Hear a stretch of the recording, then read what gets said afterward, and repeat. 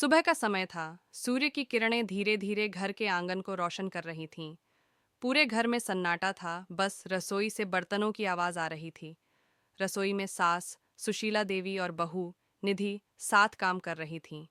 दोनों के बीच अक्सर बातचीत कम होती थी, लेकिन आज सुशीला देवी ने सोचा कि बहू के साथ थोड़ा समय बिताया जाए। अरे बिटिया, जब से शादी हुई है तब से घर के काम करते आए हैं।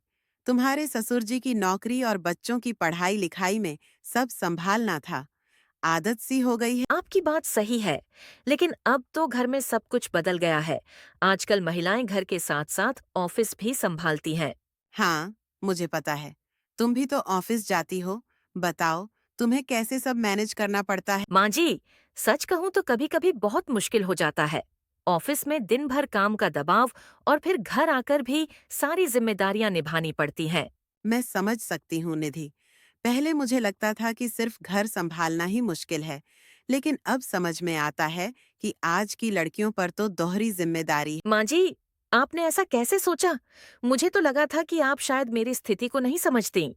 अरे, मैं भी तो एक औरत हूँ। तुम्हारी जगह पर सोचती हूँ तो महसूस होता है कि तुम्हारे पास समय कितना कम है।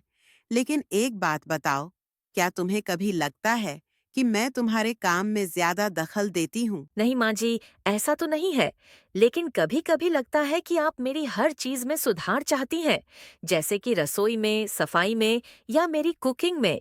अरे, ये तो हमारी पुरानी आदत है। लेकिन सच कहूँ, मैं ये सब इसलिए करती हूँ ताकि तुम पर काम का बोझ हल्का हो। मैं चाहती हूँ कि तुम्हें घर के कामों में परेशानी न हो। माँ जी, आपने ये बात कभी पहले नहीं बताई। मुझे लगता था कि आप मेरी गलतियों पर ध्यान देती हैं, लेकिन अब समझ आ रहा है कि आप मेरा ध्यान रखती हैं। तुम भी मेरी बेटी जैसी हो, निधि। मेरी बेटी होती तो क्या मैं उसकी मदद नहीं करती?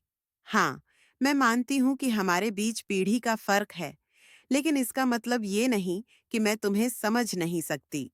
आपने अपनी शादी के बाद अपने सास-ससुर के साथ कैसा रिश्ता निभाया था? क्या आपको भी ऐसा लगा था कि आपके काम में ज्यादा हस्तक्षेप होता है? हाँ, शुरुआत में मुझे भी ऐसा लगता था। मेरी सास बहुत सख्त थीं और मुझे लगता था कि मैं उनके मानकों पर कभी खरा नहीं उतर पाऊंगी। लेकिन धीरे-धीरे मैंने समझा कि उनकी सख्ती उनके अनुभव से आती थी। उन्होंने मुझे बहुत कुछ सिखाया, लेकिन हमेशा प्यार और सम्मान के साथ। एक बात समझ लो, निधि, रिश्तों में थोड़ी सहनशीलता और समझदारी होनी चाहिए।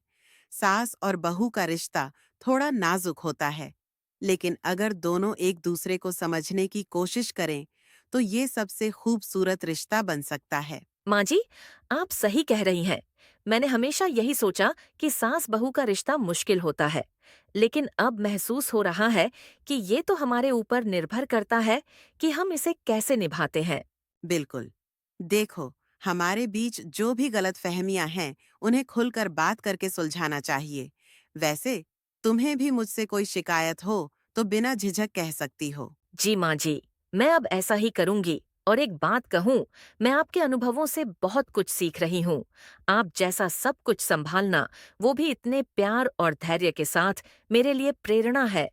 यह बातचीत सुनकर दोनों के बीच का रिश्ता पहले से ज्यादा गहरा हो गया।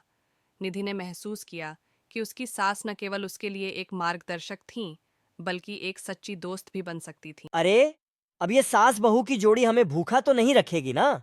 तारीफें ही करती रहोगी या खाना भी मिलेगा?